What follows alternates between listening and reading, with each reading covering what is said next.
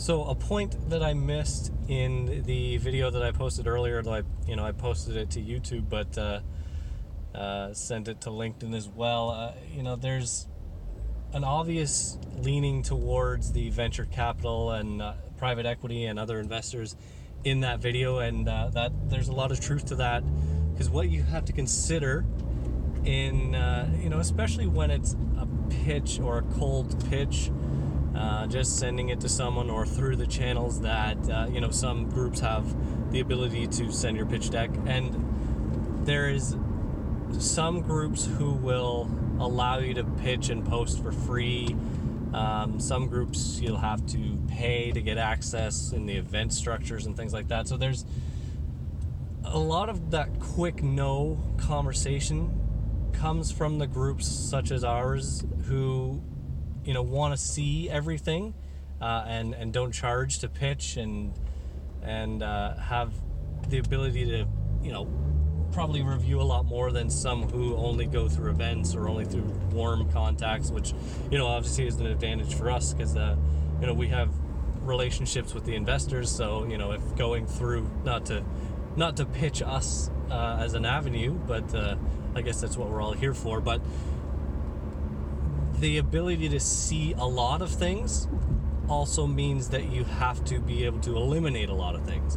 So the pay to pitch scenario, those people are seeing a lot less, but you're also generating revenue through that.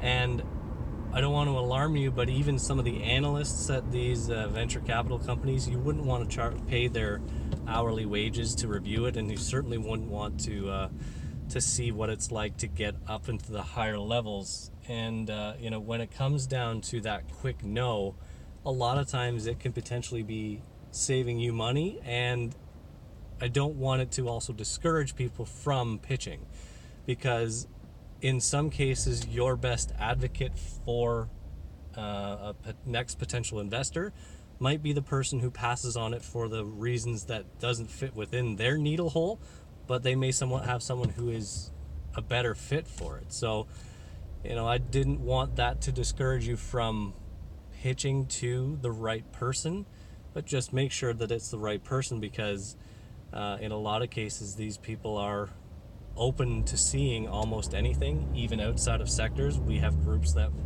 literally will review anything, and we do as well. Obviously we have a niche, but you are only as valuable as your understanding of the market, and I will review almost anything.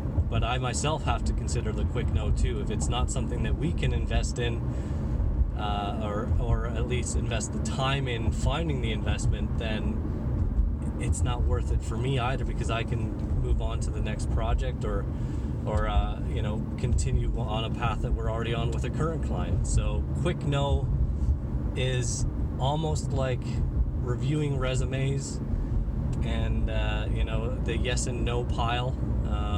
There's the obvious no's, there's the potential yeses. You're obviously going to dismiss the no's, and hopefully if you're good, you'll at least send a thank you letter. But that you've got to move to the yes pile as quickly as possible, because that's where your potential is. So don't be discouraged about sending your decks and your opportunities to investors, but understand that their time is worth a ton in value, and the alternative is the pay to pitch route. So you got to weigh your options at that point, and there's time better spent on other projects. So just another thought. I had someone message me about it, and they mentioned the numbers that they see and the price that it on an hourly basis it would cost them, and it's a valid point.